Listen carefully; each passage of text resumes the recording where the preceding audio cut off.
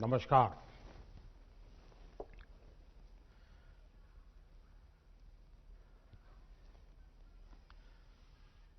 मैं सबसे पहले तो इन तीनों युवकों को हृदय से बहुत अभिनंदन करता हूं कि उन्होंने बहुत ही उत्तम तरीके से, जिसमें विचार भी थे, वक्तृत्व कला भी थी, धारा प्रवाह, विचार प्रवाह बहुत ही सटीक तरीके से प्रस्तुति थी। आत्मविश्वास से भरा उनका व्यक्तित्व था। इन तीनों साथियों को, हमारे युवा साथियों को विजेता होने के लिए मैं बहुत हृदय से अभिनंदन करता हूं।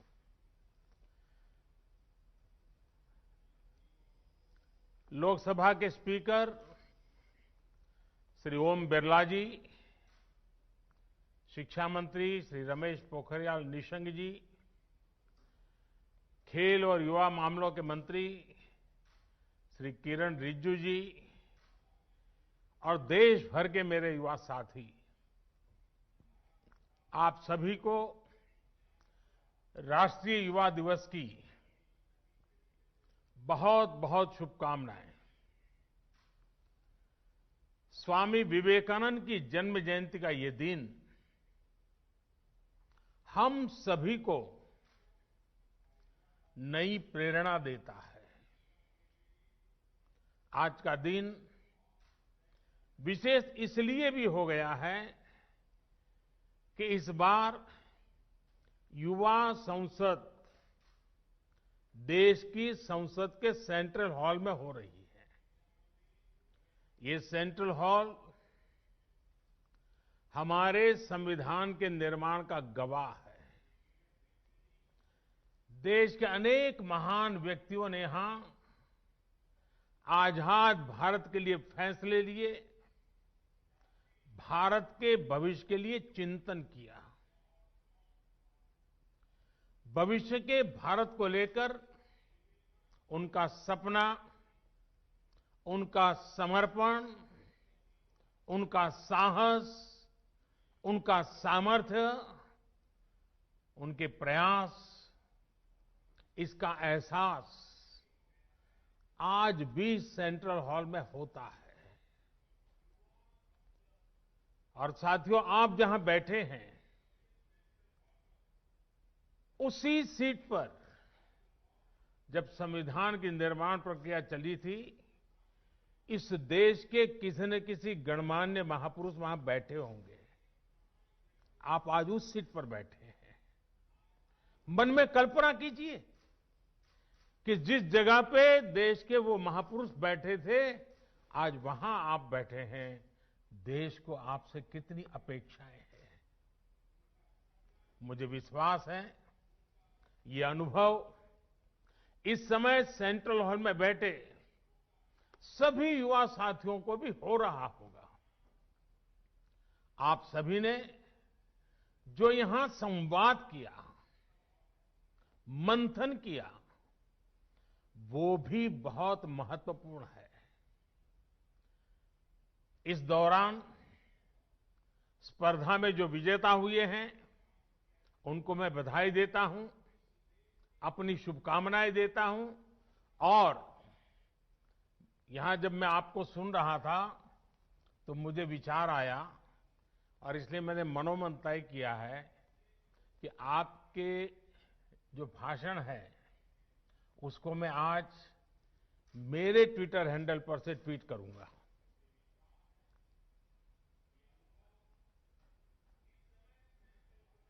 और आप तीन का ही करूंगा ऐसा नहीं, अगर रिकॉर्डेड मटेरियल अवेलेबल होगा तो मैं जो कल फाइनल पैनल में थे उनके लिए भी उनके भाषण को ट्वीट करूंगा, ताकि देश को पता चले कि संसद के परिषद में, इस परिसर में हमारे भावी भारत कैसे आकार ले रहा है। तो मेरे लिए ये बहुत गर्व की बात होगी कि मैं आज आपके भाषण को ट्वीट करूंगा। साथियों, स्वामी जी ने जो देश और समाज को दिया है, वो समय और स्थान से परे हर पीढ़ी को प्रेरित करने वाला है, रास्ता दिखाने वाला है। आप देखते होंगे कि भारत का शायद ही ऐसा कोई गांव हो, कोई शहर हो, कोई व्यक्ति हो जो स्वामी जी से खुद को जुड़ा महसूस न करता हो, उससे प्रेरित न होता हो। स्वामी जी की प्रेरणा ने आजादी की लड़ाई को भी नई ऊर्जा दी थी। गुलामी के लंबे कालखंड ने भारत को हजारों वर्षों की अपनी ताकत और ताकत के एहसास से दूर कर दिया था। स्वामी विवेकानंद ने भारत को उसकी वो ताकत याद दिलाई, एहसास कराया, उनके सामर्थ्य को उनके मन मस्तिष्क में पुनर्जीवित किया, राष्ट्रीय चेतना को जागृत किया। आप ये जानकर हैरान रह जाएंगे कि उस समय क्रांति के मार्ग से भी और शांति के मार्ग से भी, दोनों ही तरह से जो आजादी के लिए जंग चल रहा था, आजादी की लड़ाई लड़ रहे थे, वो कहीं न कहीं स्वामी विवेकानंद जी से प्रेरित थे। उनकी गिरफ्तारी के समय, फांसी के समय स्वामी विवेकानंद से जुड़ा साहित्य जरूर पुलिस के हाथ आता था। तब इसका बाकायदा अध्ययन करवाया गया था कि स्वामी विवेकानंद जी के विचारों में ऐसा क्या है जो लोगों को देशभक्ति के लिए, राष्ट्र निर्माण के लिए, आजादी के लिए मर मिटने की प्रेरणा देता है, हर नवयुवान के मस्तिष्क को इतना प्रभावित करता है। समय गुजरता गया, देश आजाद हो गया, लेकिन हम आज भी देखते हैं स्वामी जी हमारे बीच ही होते हैं, प्रतिपल हमें प्रेरणा देते हैं। उनका प्रभाव हमारी चिंतन धारा में कहीं न कहीं नजर आता है। आध्यात्म को लेकर उन्होंने जो कहा, राष्ट्रवाद, राष्ट्र निर्माण, राष्ट्रभक्ति को लेकर उन्होंने जो कहा, जन सेवा से जग सेवा को लेकर उनके विचार आज हमारे मन मंदिर में उतनी ही तीव्रता से प्रभावित होते हैं।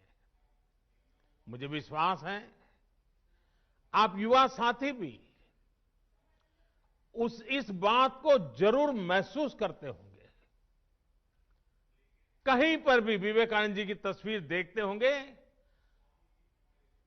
कल्पना तक आपको नहीं होगी, मनोमन आपके मन में एक श्रद्धा का भाव जगता होगा, सर आपको उनको नमन करता होगा, ये अवश्य होता होगा। साथियों, स्वामी विवेकानंद ने एक और अनमोल उपहार दिया है। ये उपहार है व्यक्तियों के निर्माण का, संस्थाओं के निर्माण का। और ज्यादातर ऐसे विषयों की चर्चा भी थोड़ी कम ही होती है, लेकिन हम अध्ययन करेंगे तो पाएंगे कि स्वामी विवेकानंद ने ऐसी संस्थाओं को भी आगे बढ़ाया जो आज भी व्यक्ति के निर्माण का काम बखूबी कर रही है। उनके संस्कार, उनका सेवा भाव, उनका समर्पण भाव लगातार जगाती रहती है।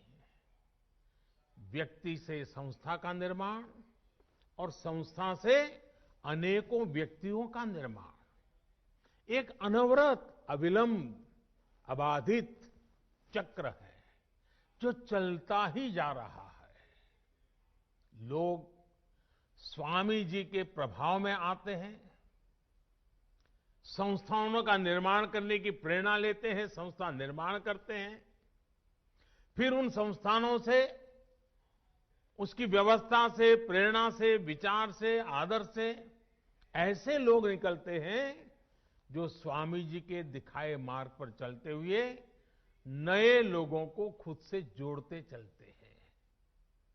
इंडिविजुअल से इंस्टीट्यूशंस और इंस्टीट्यूशन से फिर इंडिविजुअल, ये चक्र आज भारत की बहुत बड़ी ताकत है। आप लोग एंटरप्रेन्योरशिप के बारे में बहुत सुनते हैं।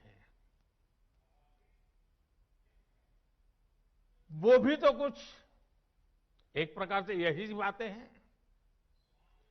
एक ब्रिलियंट इंडिविजुअल एक शानदार कंपनी बनाता है, बाद में उस कंपनी में जो इकोसिस्टम बनता है उसकी वजह से वहां अनेकों ब्रिलियंट इंडिविजुअल्स बनते हैं। ये इंडिविजुअल्स आगे जाकर और नई कंपनियां बनाते हैं। इंडिविजुअल्स और इंस्टीट्यूशन का ये चक्र देश और समाज के हर क्षेत्र, हर स्तर के लिए उतना ही महत्वपूर्ण है। साथियों, आज जो देश में नई नेशनल एजुकेशन पॉलिसी लागू की गई है, उसका भी बहुत बड़ा फोकस बेहतर इंडिविजुअल्स के निर्माण पर है। व्यक्ति निर्माण से राष्ट्र निर्माण, ये पॉलिसी युवाओं की इच्छा, युवाओं के कौशल, युवाओं की समझ, युवाओं के फैसले को सर्वोच्च प्राथमिकता देती है। अब चाहे जो सब्जेक्ट चुनिए, चाहे जो कॉम्बिनेशन चुनिए, चाहे जो स्ट्रीम चुनिए, एक कोर्स को ब्रेक देकर आप दूसरा कोर्स शुरू करना चाहें तो आप वो भी कर सकते हैं। अब ये नहीं होगा कि पहले वाले कोर्स के लिए आपने जो मेहनत की थी वो बेकार हो जाएगी। आपको उतनी पढ़ाई का भी सर्टिफिकेट मिल जाएगा जो आगे ले जाएगा। साथियों, आज देश में एक ऐसा इकोसिस्टम विकसित किया जा रहा है जिसकी तलाश में अक्सर हमारे युवा विदेशों का रुख करते थे। वहां की आधुनिक शिक्षा, बेहतर एंटरप्राइज अपॉर्चुनिटीज, टैलेंट को पहचानने वाली, सम्मान देने की वाली व्यवस्था उन्हें स्वाभाविक रूप से आकर्षित करती थी। अब देश में ही ऐसी व्यवस्था हमारे युवा साथियों को मिले, इसके लिए हम प्रतिबद्ध भी हैं, हम प्रयासरत भी हैं। हमारा युवा खुलकर अपनी प्रतिभा, अपने सपनों के अनुसार खुद को विकसित कर सके, इसके लिए आज एक एनवायरमेंट तैयार किया जा रहा है, इकोसिस्टम तैयार की जा रही है। शिक्षा व्यवस्था हो, समाज व्यवस्था हो, कानूनी बारीकियां हो, हर चीज में इन बातों को केंद्र में रखा जा रहा है। स्वामी जी का बहुत जोर उस बात पर भी था जिसको हमने कभी भूलना नहीं चाहिए। स्वामी जी हमेशा कहते थे और वो इस बात पर बल देते थे, वे शारीरिक ताकत पर भी बल देते थे, मानसिक ताकत पर भी बल देते थे। वो कहते थे, muscles of iron and nerves of steel. उनकी प्रेरणा, उन्हीं की प्रेरणा से आज भारत के युवाओं की शारीरिक मानसिक फिटनेस पर विशेष फोकस किया जा रहा है। फिट इंडिया मूवमेंट हो, योग के प्रति जागरूकता हो, या फिर स्पोर्ट्स से जुड़े आधुनिक इंफ्रास्ट्रक्चर का निर्माण, ये युवाओं को मानसिक और शारीरिक रूप से सुदृढ़ कर रहे हैं। साथियों, आजकल आप लोग कुछ टर्म्स बार बार सुनते होंगे, आपके कान पे आता रहता है। पर्सनालिटी डेवलपमेंट या तो फिर टीम मैनेजमेंट। इनकी बारीकियों को भी आप स्वामी विवेकानंद का अध्ययन करने के बाद और आसानी से समझ पाएंगे। पर्सनालिटी डेवलपमेंट का उनका मंत्र था, बिलीव इन योरसेल्फ।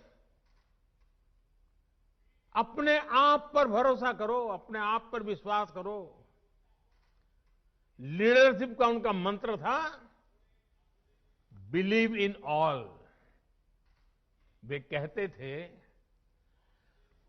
पुराने धर्मों के मुताबिक नास्तिक वो है जो ईश्वर में भरोसा नहीं करता, लेकिन नया धर्म कहता है नास्तिक वो है जो खुद में भरोसा नहीं करता। और जब नेतृत्व की बात आती थी तो वो खुद से भी पहले अपनी टीम पर भरोसा जताते थे। मैंने कहीं पढ़ा था, वो किस्सा मैं आपको भी सुनाना चाहता हूं।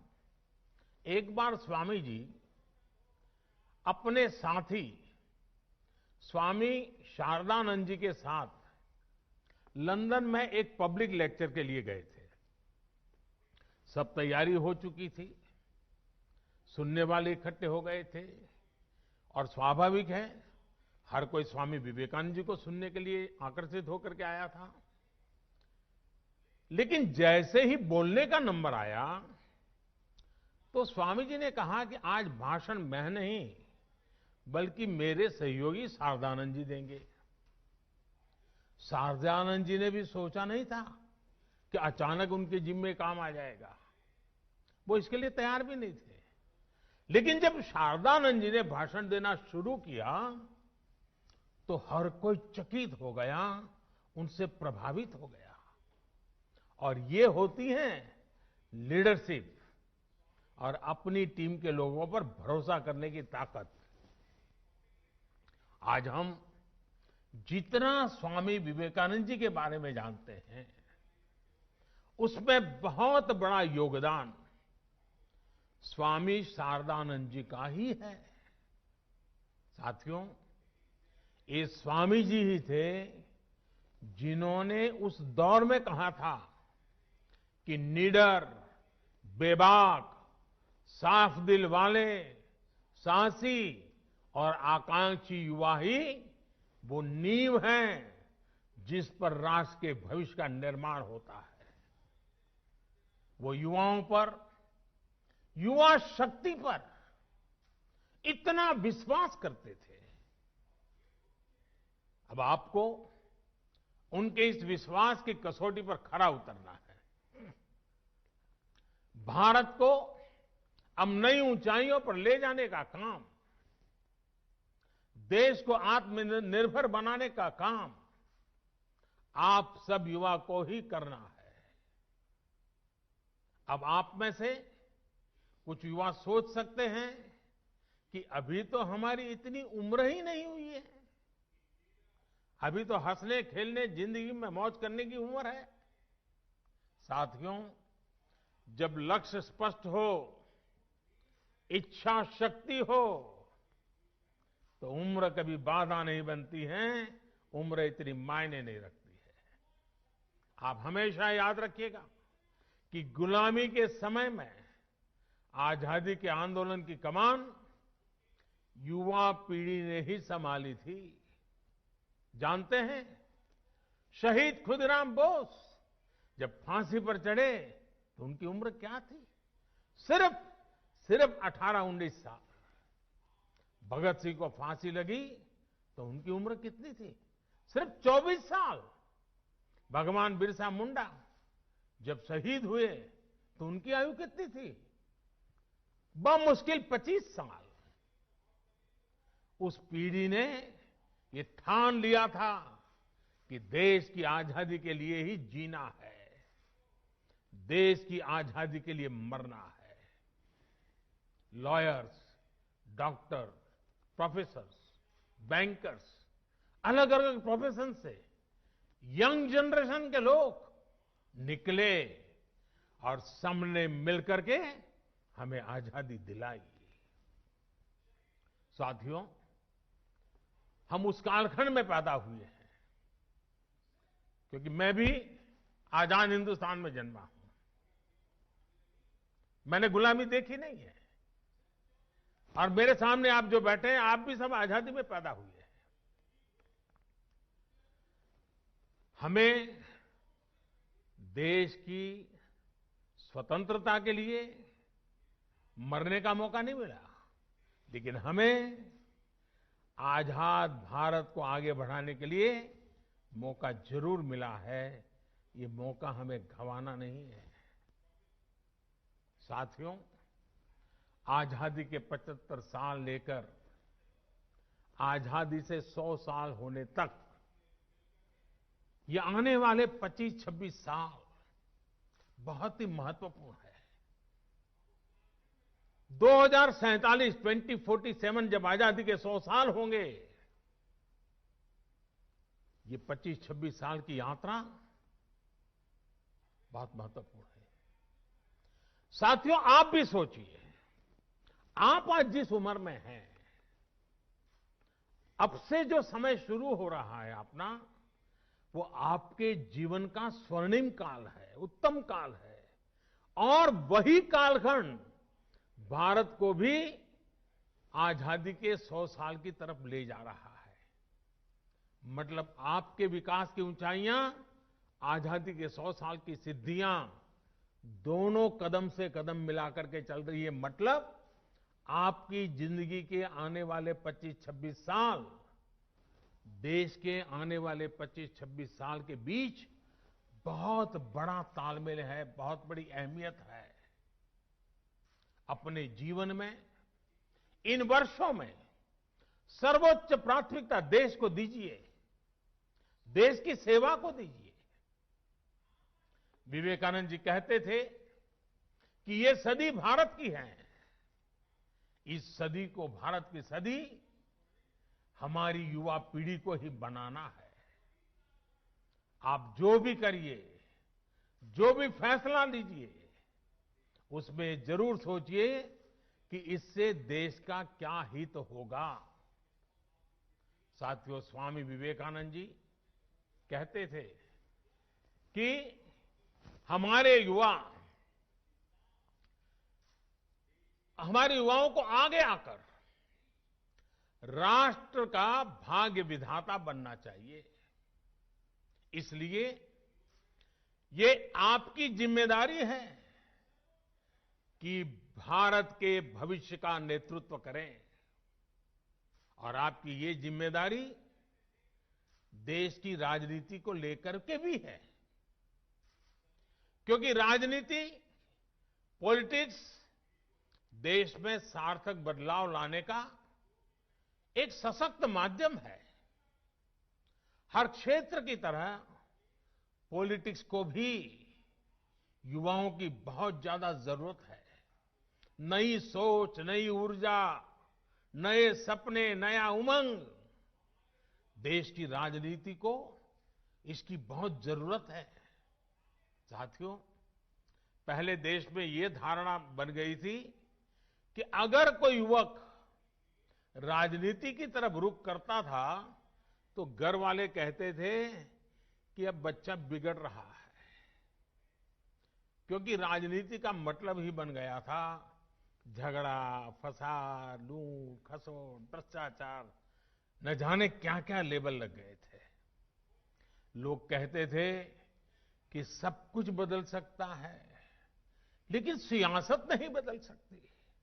लेकिन आज आप देखिए, आज देश की जनता, देश के नागरिक इतने जागरूक हुए हैं कि राजनीति में वो ईमानदार लोगों के साथ खड़े होते हैं, ईमानदार लोगों को मौका देते हैं।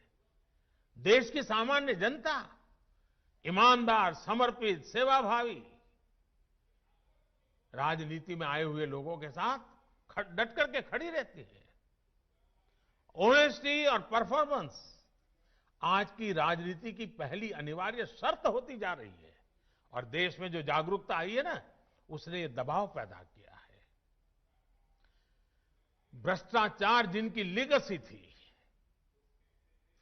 उनका भ्रष्टाचार ही आज उन पर बोझ बन गया है और ये देश के सामान्य नागरिक की जागरूकता की ताकत है। वो लाख कोशिशों के बाद भी इससे उभर नहीं पा रहे हैं।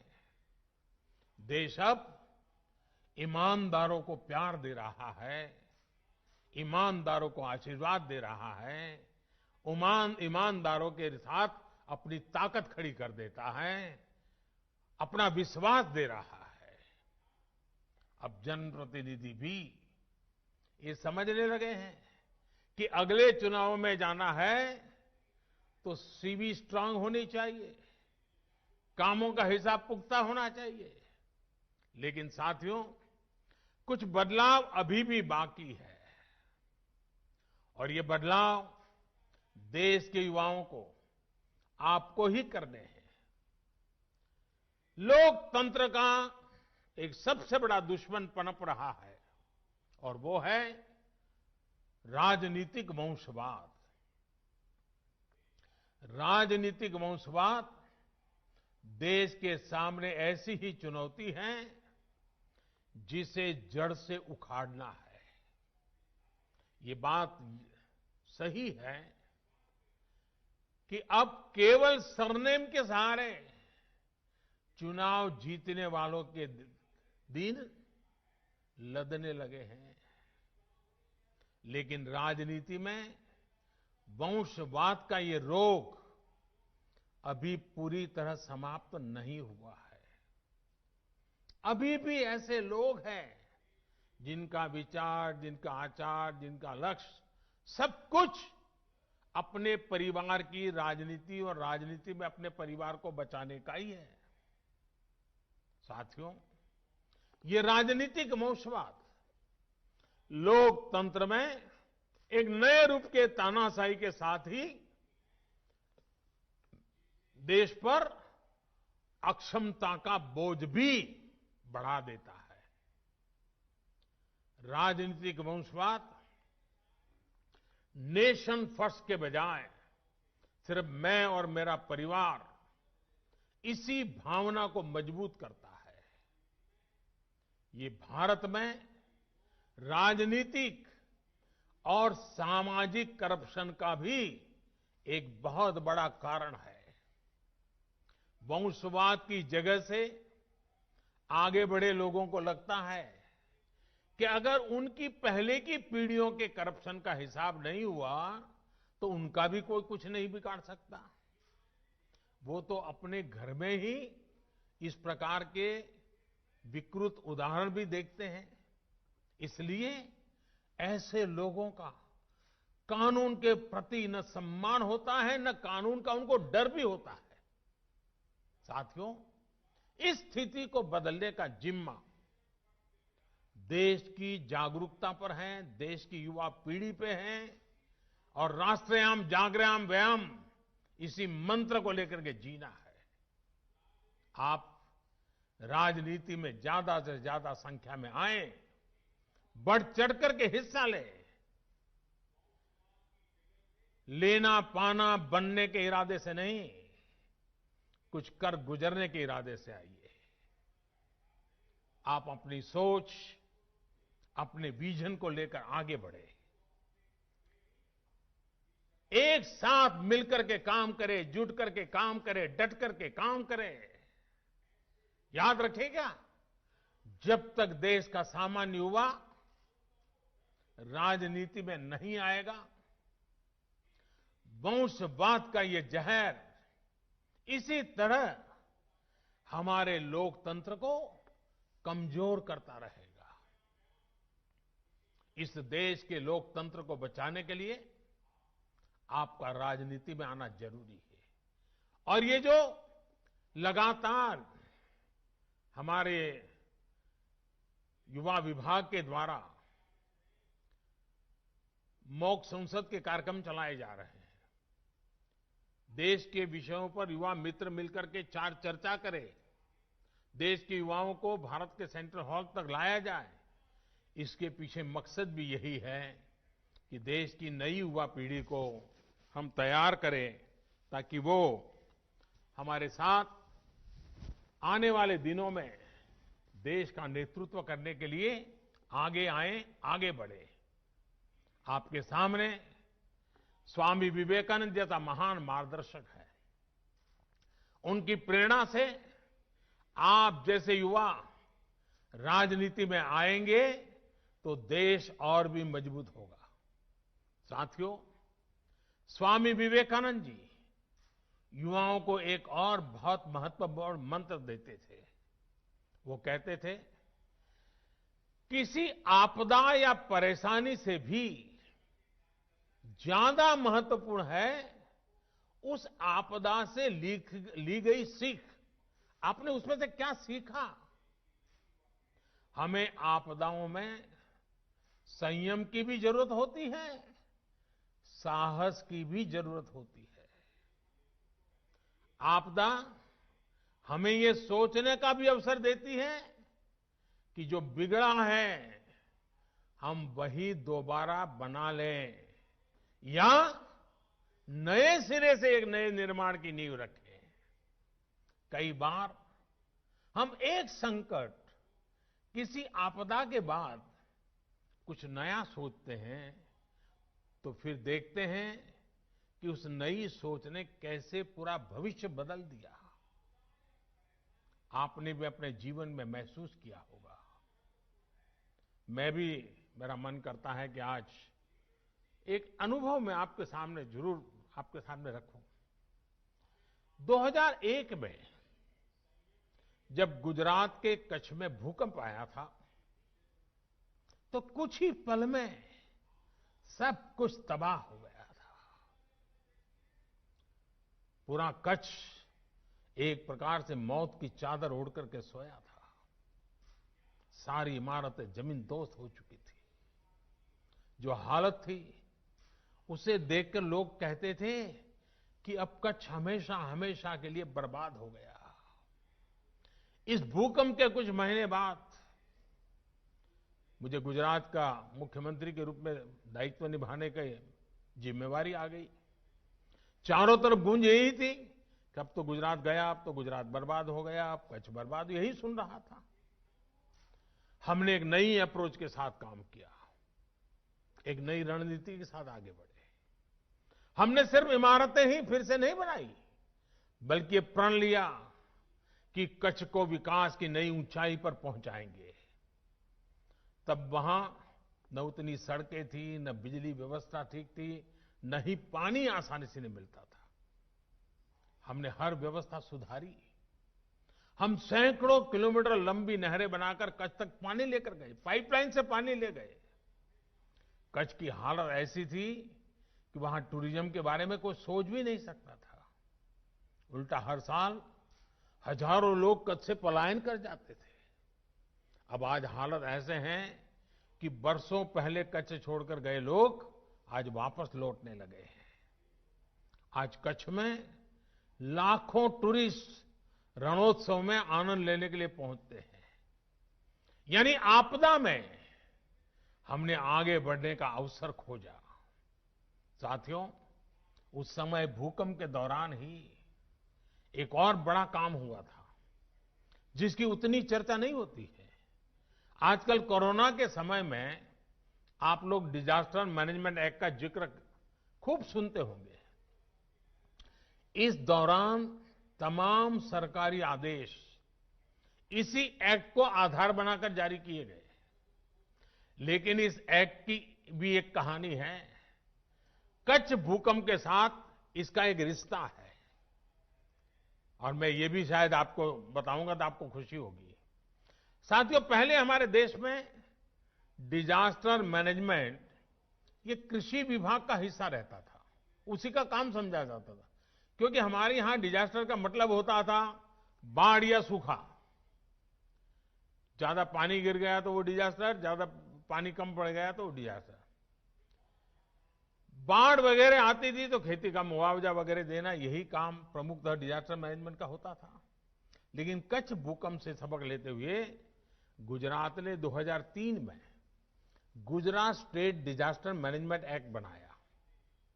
तब देश में पहली बार ऐसा हुआ जब डिजास्टर मैनेजमेंट को कृषि विभाग से लेकर वहां से बाहर निकाल करके गृह विभाग के अंडर में दे दिया गया।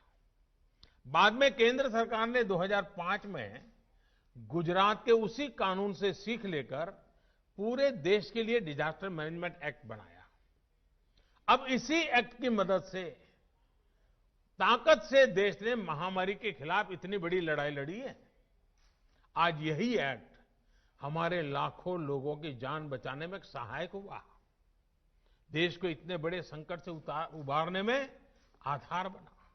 इतना ही नहीं, जहां कभी डिजास्टर मैनेजमेंट केवल मुआवजे और राहत सामग्री तक सीमित होता था, उसी भारत के डिजास्टर मैनेजमेंट से आज दुनिया सीख रही है। साथियों, जो समाज संकटों में भी प्रगति के रास्ते बनाना सीख लेता है, वो समाज अपना भविष्य खुद लिखता है। और इसलिए आज भारत और 130 करोड़ भारतवासी अपना भविष्य, और वो भी उत्तम भविष्य, आज देश के नागरिक खुद गढ़ रहे हैं। आपके द्वारा किया गया हर एक प्रयास, हर एक सेवा कार्य, हर एक इनोवेशन और हर एक ईमानदार संकल्प भविष्य की नींव में रखा जा रहा एक मजबूत पत्थर है। आप अपने प्रयासों में सफल हो, इन्हीं शुभकामनाओं के साथ मैं फिर एक बार देश भर में लाखों युवकों ने कोरोना के इस कालखंड में भी कहीं पर रूबरू में, कहीं पर वर्चुअल, इस यूथ मूवमेंट को आगे बढ़ाया। डिपार्टमेंट के लोग भी अभिनंदन के अधिकारी हैं, इसमें हिस्सा लेने वाले नौजवान भी अभिनंदन के अधिकारी हैं, और विजेता होने वालों को अनेक अनेक शुभकामनाएं देने के साथ साथ जिन बातों को उन्होंने बोला है, वो बातें समाज की जड़ों में जाएं, इसके लिए वो सफलतापूर्वक आगे बढ़े, ऐसी मेरी अनेक अनेक शुभकामनाएं हैं। मैं फिर एक बार स्पीकर महोदय का संसद भवन के अंदर इस कार्यक्रम की रचना के लिए आभार व्यक्त करते हुए मेरी वाणी को विराम देता हूं। बहुत बहुत धन्यवाद।